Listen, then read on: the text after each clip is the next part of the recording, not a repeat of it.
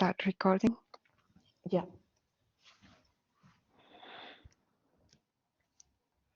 Welcome everybody to the online seminar series, Machine Learning Needs Mathematical Optimization. So today we have the pleasure of having Botond Szabo, who is an associate professor at the Department of Decision Science at Bocconi University. He is also a fellow of the Bocconi Institute for Data Science and Analytics. He has a PhD from TU Eindhoven, and he has been in positions at the Vrije Universiteit Amsterdam, Universiteit of Leiden, Amsterdam, Budapest University of Technology, and also at NCA Crest in Paris.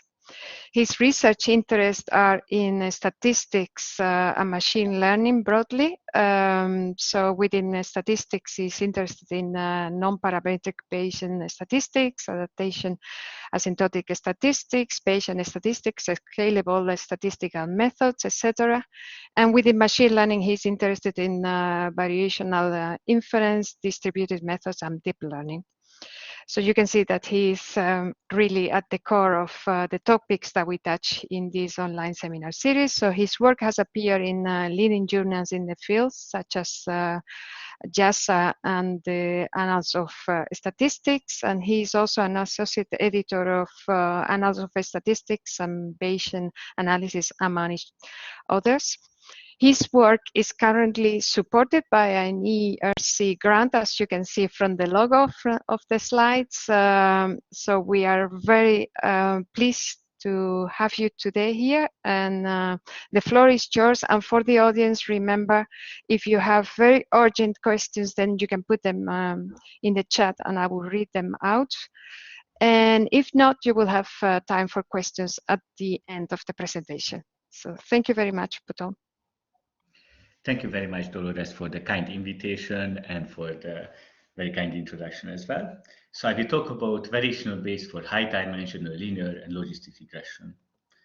And this is based on joint works with Kolyan and also our master student, Gabriel Clara, who was doing part of the R package for the logistic regression model. Okay, so the outline of the talk. First, I will give a brief introduction to high-dimensional Bayesian methods, then talk about variational Bayes approach in general, and then more specifically for high-dimensional models, both about the algorithmic aspects and theoretical underpinning. And I will sum up the talk in the end. So, a bit of motivation. So, sparse high-dimensional models are frequently used in many modern statistical problems where we are using complex models to describe different phenomena in nature, and in which cases we have many variables, but only a few of them are relevant. Examples include, for example, gene expression data. So we are interested out of the hundreds of thousands of genes, which ones are responsible for certain disease. Or we would like to find or localize brain areas associated with some mental state. Or let's say we have a huge computer network and we want to detect the mere functioning computers in it. Here I give a few books which give an overview of high-dimensional methods, just for reference. Now, here, in this talk, I will mainly focus on two of the most standard and frequently used models, the linear high-dimensional linear regression model and logistic regression models. But of course, the methods that I will discuss will apply to other more complicated and complex models as well. So, in the linear regression model, we assume to observe we assume to observe an n-dimensional vector. These are the observation or the dependent variables, and we collect them in this n-dimensional vector, and they are equal to, and we assume that they are where we have a linear model, and they are equal to a linear combination of certain covariates and corrupted, and our observation are further corrupted with Gaussian noise. So this, we observe the y vector and x, which contains the covariates. So it's x, which is an n by p design matrix, and it contains the covariates, the features the factors or the independent variables depending on the field we are talking about. Now, each column corresponds to a different covariate, and we have P of them. And each row corresponds to a different observational point or a different participant in an experiment, and we have N of those. And this is the typical linear regression model, which is taught in Statistics 101. And we consider here the high-dimensional version where we assume that P is larger than N. So the number of parameters exceed the number of observations. And the problem here is that the model is unidentifiable. We have more variables than equations. So to make the problem identifiable, we have to introduce some additional structure, and we will introduce sparsity. So we assume that the number of non-zero coefficients are of smaller order than n, the number of observations or the number of equations. And this makes the problem identifiable. Similarly, in the logistic regression model, now in this case, we don't observe a numerical variable, but a categorical one. Let's assume that we have two categories, zeros or one. And we are interested that given a set of prediction, a set of covariates, we want to find that what is the probability that the categorical variable takes one as a value. So we would like to start with a linear model. The problem is that taking the linear combination of the covariates will give us a real number. And the probability has to be between 0 and 1. So we will apply a transformation function which maps real numbers to 0 to 1, between 0 and 1, and we use the logistic function. But one can also use other transformation functions, let's say the probability function. And again, similar to before, we assume that we have P covariates and N observations, so X is an N by P design matrix. And our goal is to find the unknown parameter theta 0, which is a p-dimensional vector. And we consider the high-dimensional settings where the number of parameters p is larger than the number of observation n. And again, this is an unidentifiable problem. So we have to introduce some kind of structure, and we use the same sparsity structure, namely the number of non-zero coefficient is of smaller order than n. These are the two high-dimensional models that we will consider in our analysis. Now, first of all, I would like to talk about standard methods for linear regression, but also for logistic regression. The first thing that people are starting in the standard linear regression model, where P is smaller than N, is to consider the maximum likelihood estimator.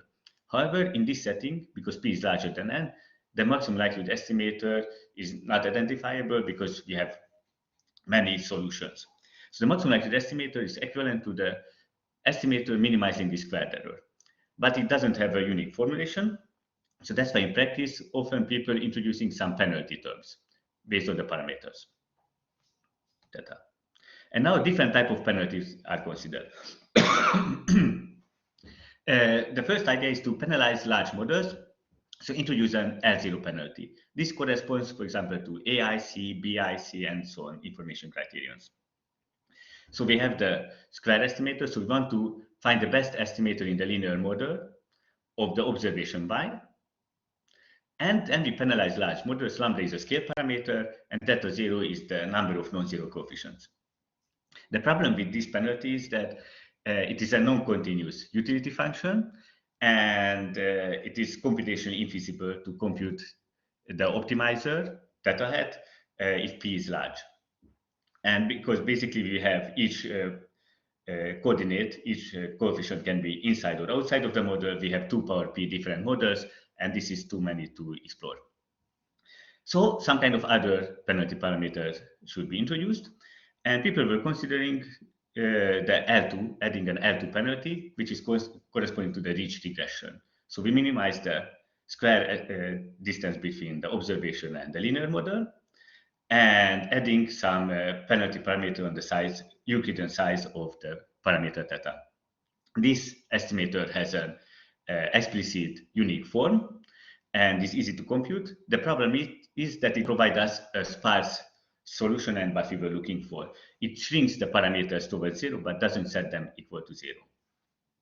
So another type of penalty should be introduced, something between the Euclidean and the L0 penalty. And this is the L1 penalty. And this penalization method is called the lasso. So we minimize the square distance plus some and lambda times the L1 norm of theta. And this optimization method is easy to solve. It leads to a convex optimization problem, and that's why it's fast algorithms are available. The problem is that the solution is not that stable. Slightly modifying the data might result in different parameters set to zero, coefficients set to zero. So the idea is to combine the ridge regression, which is a more stable estimator, with the lasso, and this is the elastic net, where we introduce an L1 and an L2 penalty on the theta.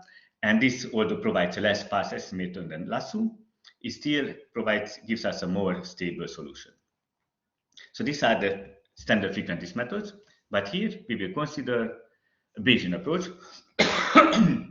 There are two main reasons for that, because Bayes will naturally introduce sparsity into the model with the choice of the prior distribution.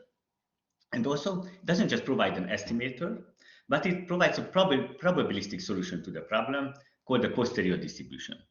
And then this posterior can be used, for example, for uncertain quantification, testing, and many other aspects as well.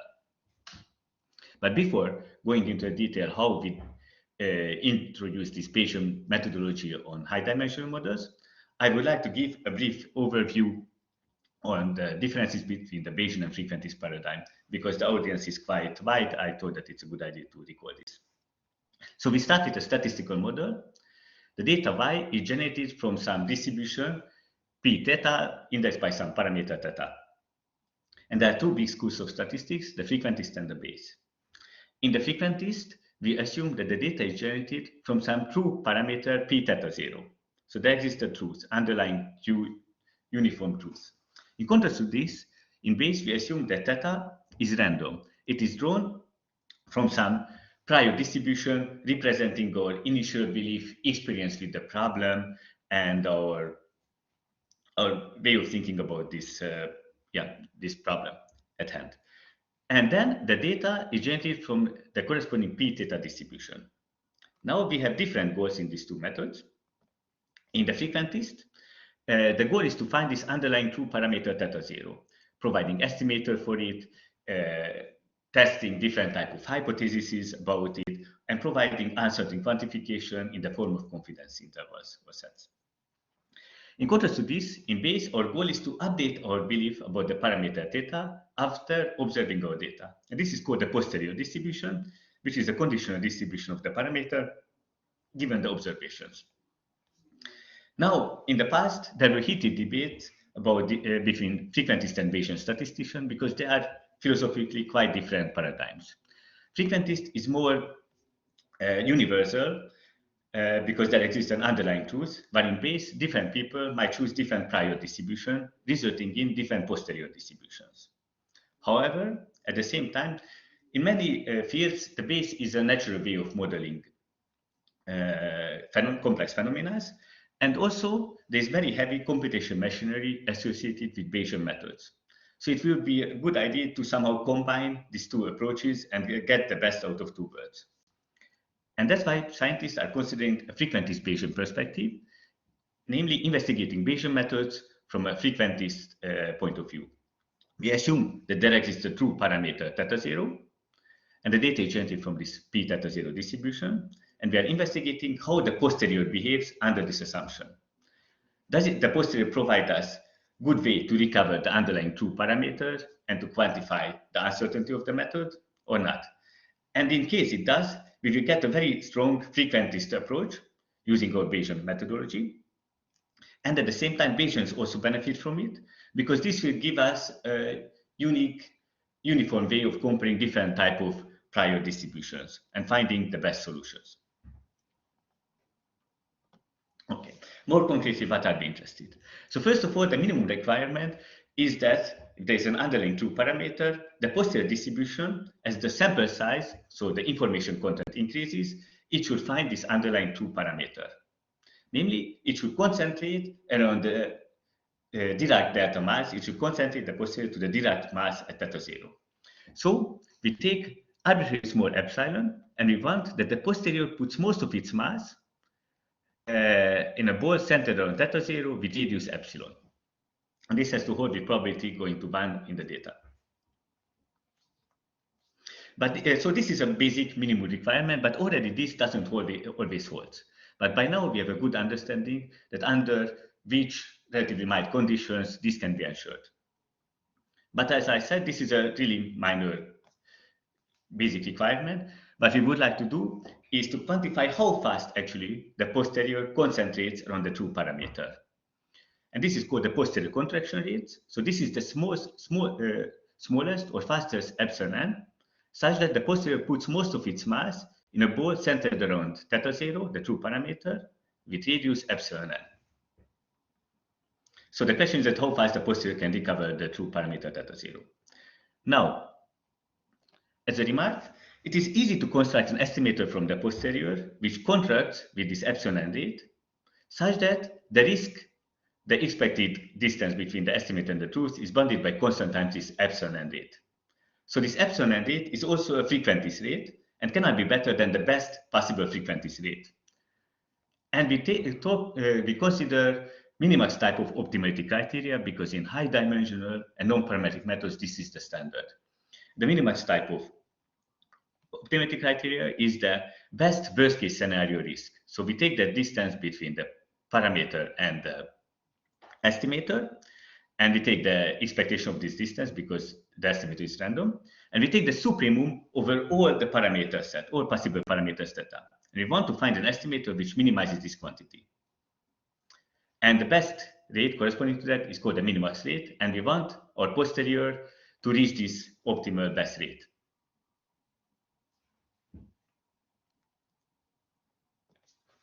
Okay.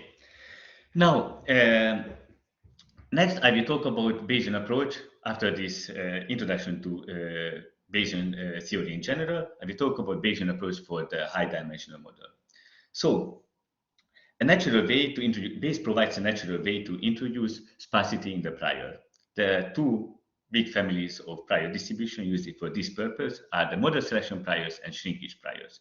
Model selection priors are more like similar to the L0 penalty, so it sets really some of the coordinates to 0 and others not. So it selects the coordinates. In contrast to this, shrinkage priors are more like the rich type of penalty, where it doesn't set the coefficients to 0, but it shrinks them towards 0. And our focus is on model selection priors because these are the most commonly used in the literature so far. Now, the general definition, we construct the prior in a hierarchical way. First, we put a prior on the sparsity level. So we select first from a distribution how sparse the problem is. Then, given the size of the model, the size of the non-zero coefficients, we just select uniformly index set of this size. Then all the coefficients which are not in this index set are set to 0, while the others are endowed with a prior distribution, representing the non-zero coefficients. Specific element of this class is the spike and slab prior, which is a discrete mixture prior. Each coordinate, theta I, is endowed by discrete mixture, independently and identically. Now, what does it mean? With probability 1 minus W, we set it to 0, so we sample it from a Dirac mass at 0. And with probability W, we sample it from some G distribution. And the idea is that most of the time we set it to 0, so W is close to 0. And but we still want to represent non-zero coefficients. That's why we have this G distribution, which is the slab part of the prior. And the spike is the delta 0 because we have a pole at 0. Okay. Now, the question is that how to choose these elements of the spike and slab, the W and the G distribution.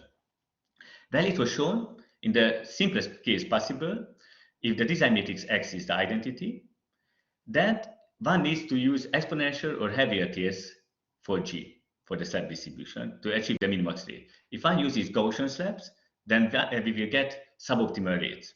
And this is Especially warning because people in practice are still most of the time using Gaussian slabs because this provides us good computational properties.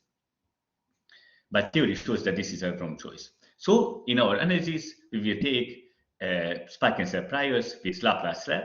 So with probability W, we draw it from a Laplace distribution, and with probability 1 minus W, we set it to 0. Now the question is that how to choose W. So the optimal choice of W, it was shown that it depends on the unknown sparsity level as 0, because we don't know how many coefficients are non-zero actually in the model. So, an easy way out is to put a prior distribution on this mixing parameter, and beta distribution is supported on 0, 1. So we work with the beta distribution and choose the alpha 0 and A0 and B0 parameters of this distribution in appropriate way. Usually we wanted to have a spike around 0, so B0 is scaled with n and A0 is a constant. But we have actually quite a lot of flexibility in the choice. And what has been shown that this prior gives us the best possible contraction rates. So it is, in this case, the corresponding posterior distribution is optimal. It covers the underlying true parameter with the best possible rate, both in the linear regression and logistic regression model.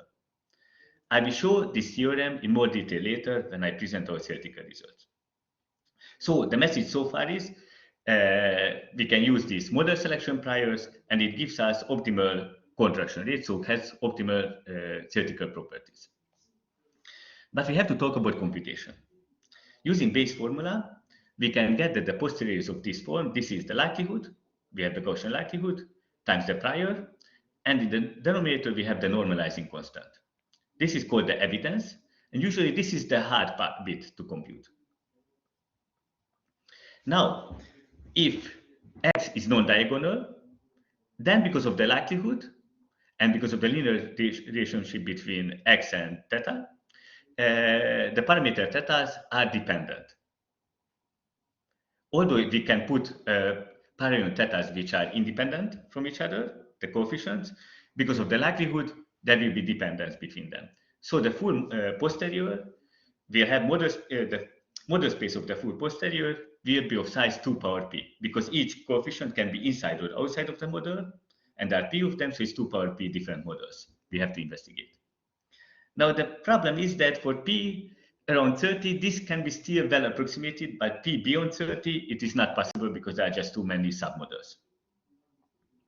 That's why, in this case, one can use MCMC methods, which is the standard go-to computation approach for sampling in Bayesian statistics. And so MCMC is Markov chain Monte Carlo, and it is good, but actually for complex model, it is becoming quite slow. And for p's around 1000, it is already not practical. But in practice, often p is much larger. For example, if you talk about gene data sets, p can be of hundreds of thousands. So that's why the standard approaches do not work, and one has to use some approximation method. And Variational Bayes provides a computation feasible approximation of the posterior, and is quite frequently used. That's why, for that reason, in practice. So next, I will talk about Variational Bayes. So the idea of Variational Bayes is that we have a complex posterior distribution, and we want to approximate it with something simpler. What we do is to consider a class of distributions which are easy to compute and easy to interpret, and we project this complicated posterior to this class, taking the Kullback-Leibler projection.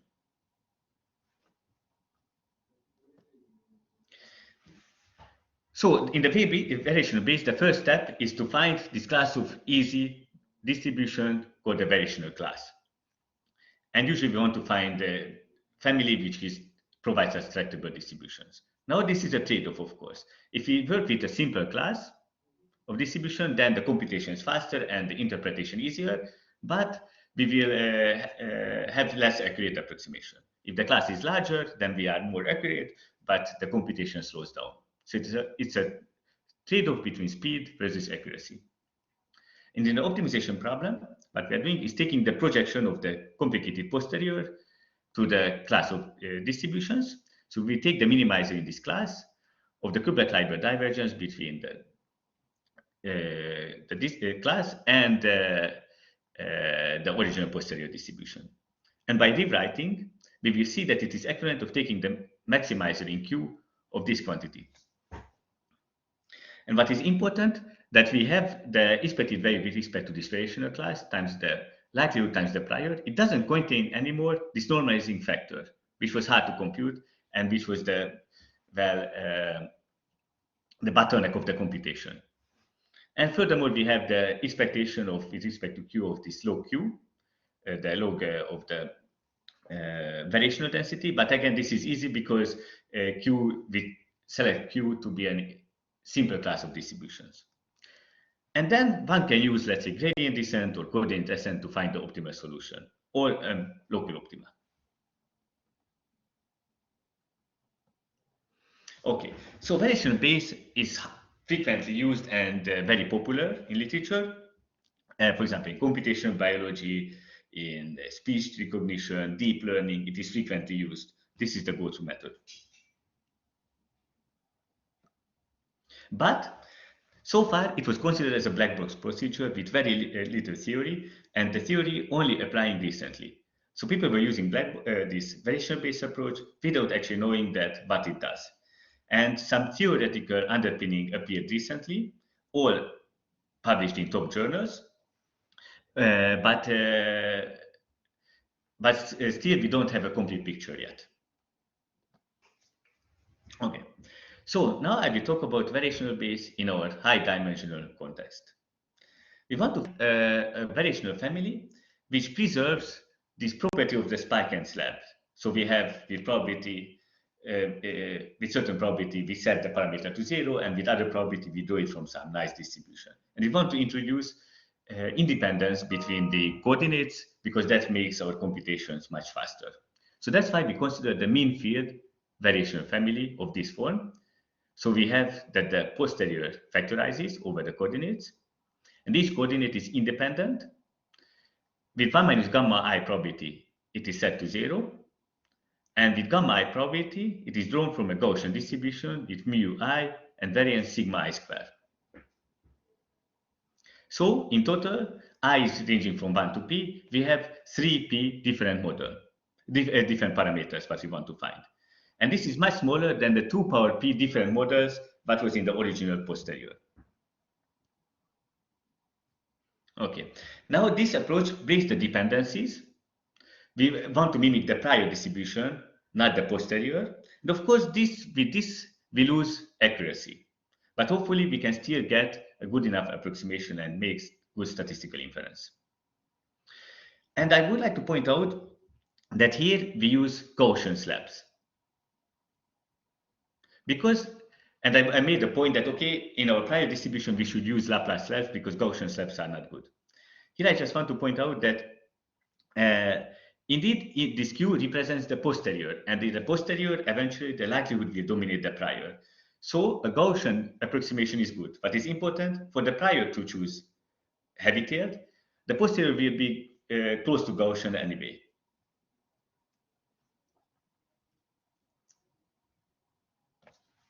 Okay, now I would like to demonstrate why the choice of Gaussian slab in Laplace slab in the prior is important.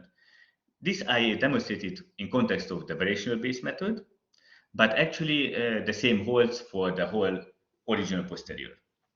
So we consider the simplest case where the design matrix is the identity matrix. And we take 200 parameters. These are the green dots. And the gray dots are the data, which is the signal coefficient, the true parameters, corrupted with noise.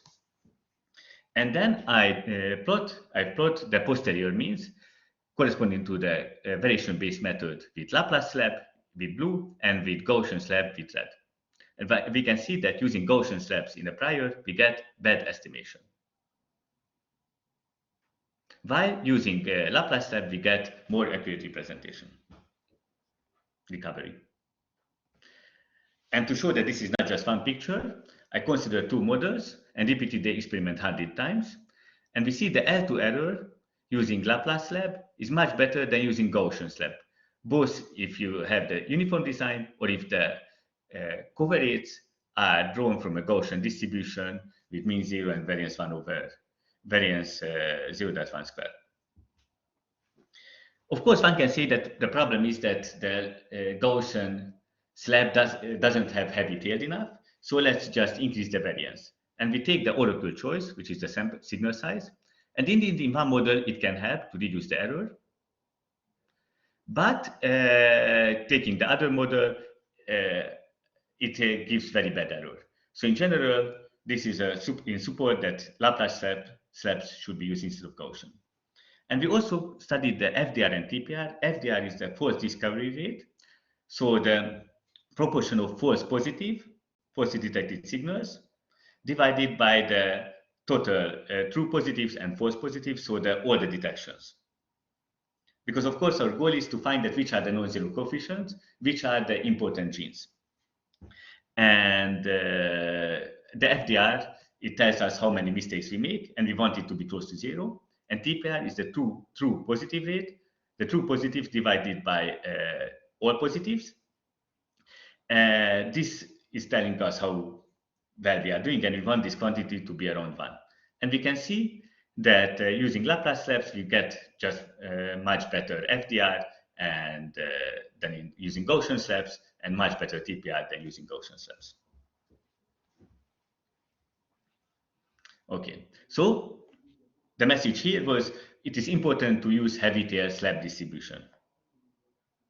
And the standard Gaussian can give us suboptimal rates.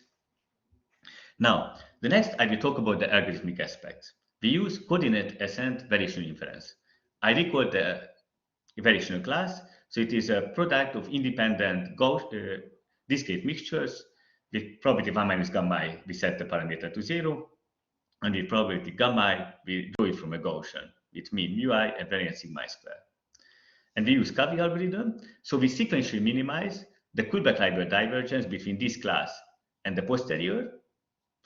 So for mu I, sigma I, and gamma I, by keeping all the other parameters fixed. Now, this is a highly non-convex optimization problem. And obviously, we will find probably suboptimal minimals because, there is no optimally best way to really find the global minima. But we have observed that one possible problem is that the updating order of these coefficients. So I can consider a situation that if we start updating the coefficients, start our updates with the non-relevant coefficients, then our method will try to explain the noise with our non-relevant coefficients, and will be stuck in a suboptimal local minima. So that's why what we decided is to first give an initial estimator for the true parameter, and then order the coefficients in a decreasing order based on their absolute size. So this way we will, and use this updating order. This way we will update the relevant coefficients first, and then the irrelevant one, decreasing the chance that we will get stuck in a suboptimal local minima. And to demonstrate how this one works in practice, we consider a linear regression example. The green ones are the true parameters. They are p is equal to 200 in this case. And we plotted the posterior means corresponding to our variational Bayes algorithms, with blue if we use this prioritized updating scheme, with red if we use the lexicographical, so we start by updating the first coordinate, then the second, and so on. And with orange if we randomly update the coordinates. And what we can see, using lexicographical or random updates, if the signals are in the middle, non-zero signal coefficients are in the middle, they will be all over the place and give us bad estimation for the signals. While if you use the prioritized updating scheme, then these blue estimators are quite closely resembling the original signal. So prioritized updatings can really substantially improve the performance of the method. And we have demonstrated it where we have repeated this experiment 100 times and considered three scenarios. If you put the non-zero signals in the beginning of the signal, middle of the signal, or the end of the signal. Right? In the previous one, we put it in the middle, the non-zero coefficients. Now we consider what happens if it's in the beginning of the signal or in the end of the signal. Well, if it's in the beginning of the signal, doing the lexicographical update, which automatically updates the important coefficients, is the best one. But of course, this is very unlikely to happen that all the non-zero signal coefficients are in the beginning. They could be all over the place. But even in this case, the prioritized is doing quite well, and the randomized, the error is substantially more. However, if the non-zero signal coefficients are in the middle or in the end, then the prioritized substantially outperforms the other ones. And this is the case not just for the L2 error, but also gives smaller false discovery rates and higher true positive rates. So for also not just for estimation, but for model selection, it performs better.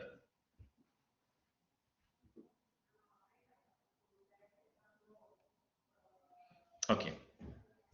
We have also compared our method with other approaches, sparse VBs or algorithm.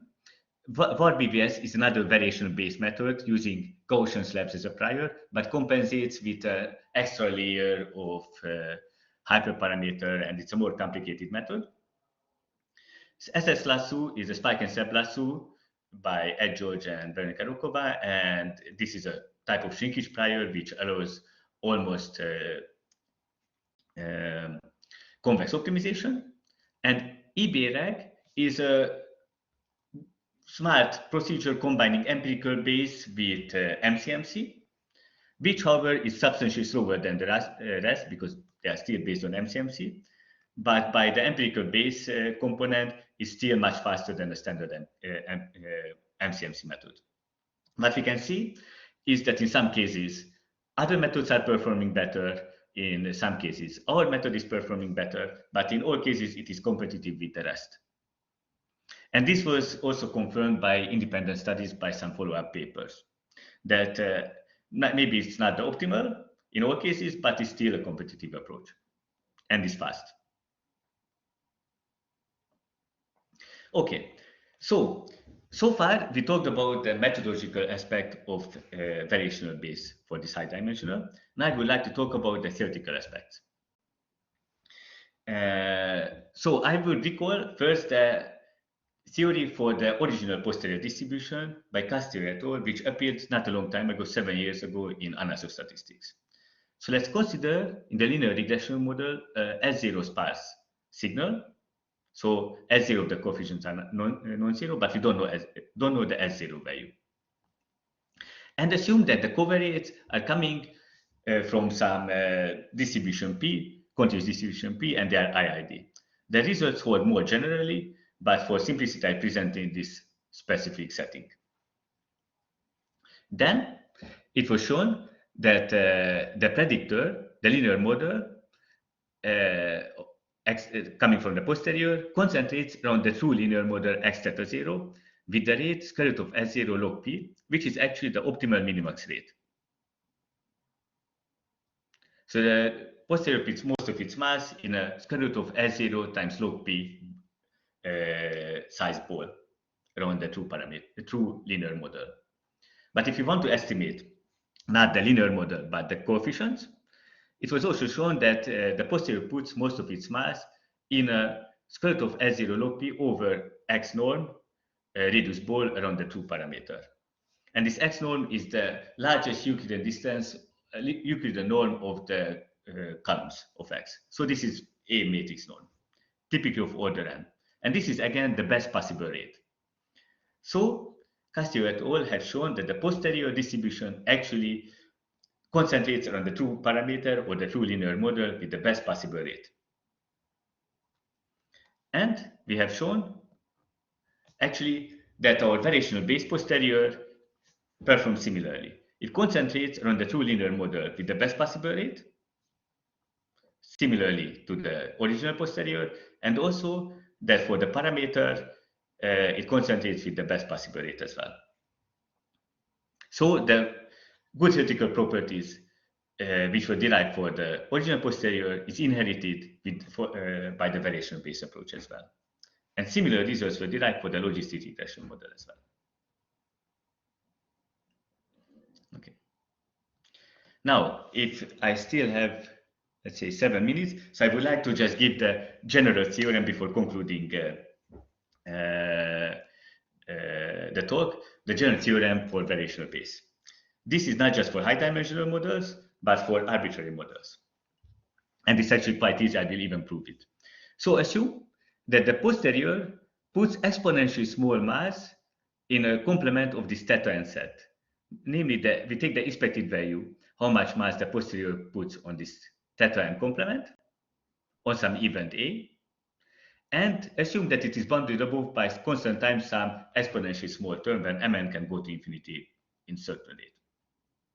Then, for any distribution Q, the expected value, how much mass this Q distribution puts outside of this theta n complement, is bounded from above by 2 over mn, so this term tends to 0, times an exponentially decreasing term, so this is negligible, plus the Kullback-Leibler divergence between the measure Q and the posterior. Okay, so what it tells us, so first of all, let me discuss the condition. We will use theta n to be the ball centered on the true parameter with the optimal radius. So the complement is the ball out, so the complement of this theta n complement is the complement of this ball, and we want that it has small mass by the posterior. This is small mass by the posterior. And this type of conditions are easy to prove using standard Bayesian methods, techniques. So what is left, because this term is negligible, to show that the Kullback-Leibler divergence between the variational class and the posterior is not too big. And actually, we do not need that it tends to 0. We just need that this divided by the mn term goes to 0. So we actually allow that the Kullback-Leibler divergence between the variational class and the posterior tends to infinity. And of course, this is good to allow this type of flexibility because the variational class can be quite different, much simpler than the posterior. So we don't expect to recover the posterior. We just want to recover the good statistical properties of the posterior. Okay. And similar results were derived by Zhang and Gao, but actually their results cannot be applied exactly in our setting. Okay. Good. And the proof. So we use the duality formula of the Kullback-Leibler divergence, which is available in many machine learning books. Now, this means that for every f, we have this inequality. And the goal is to choose an optimal f. And what we will do is take f to be the indicator of the theta n complement set and multiply it by mn over 2 factor. Now it will lead us, the left-hand side will be this mn over 2 factor times the q probability that we are in this theta n complement, because that's the integral of the indicator. Then the Kullback-Leibler divergence between q and the posterior will be here. And this term, well, the indicator is either 0 or 1. So if it's 0, then this is 1. We put here the 1. And if it's non-zero, so we are in the theta n complement set, it is bounded by e power mn over 2.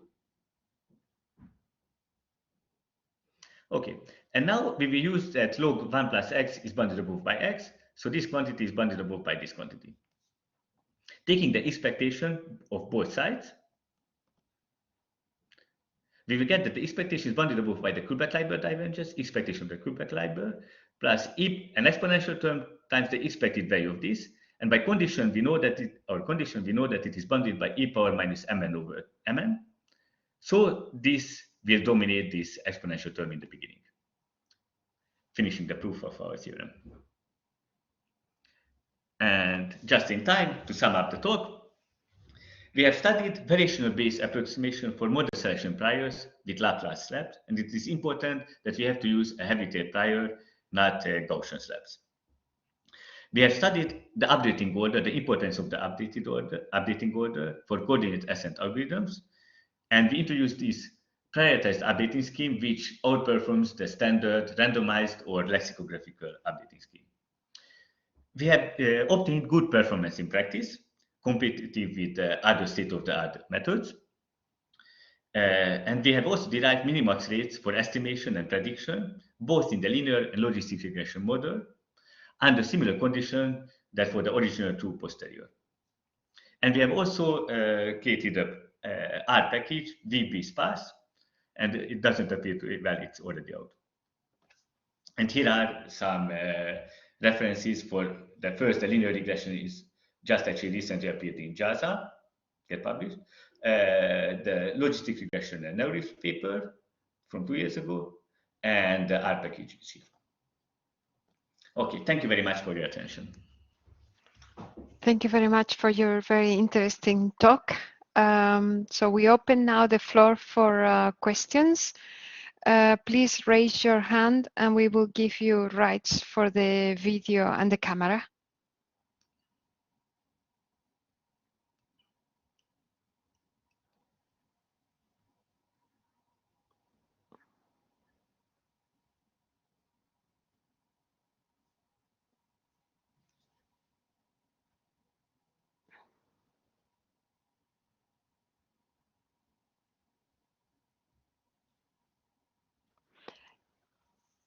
Botond, if you would like to put some, say, requirements to these models that they need to be, say, accuracy in certain groups, it has to be constrained. So you want to ensure that in some of the groups you are very, very accurate. Is it possible to modify your approaches? To increase the accuracy in certain groups, yes, good question.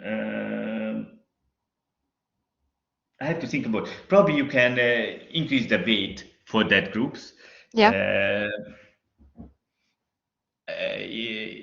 Yes, and when you take the Kullback-Leibler projection, maybe you take a weighted Kullback-Leibler projection. I have to think about it, but yeah, definitely there is some flexibility here. Yeah. And yeah, the top of I have to think about it, but good question. Yeah. Good that you have the flexibility. Thank you. Are there any other questions from the audience? So if not, we thank you again very much for coming today. And to the audience, please note that next week we will be closing this season 4 of the online seminar series with Professor Francisco Barahona. So thank you very much to you and to the audience for coming today. And yeah, talk to you soon. Thank you very much.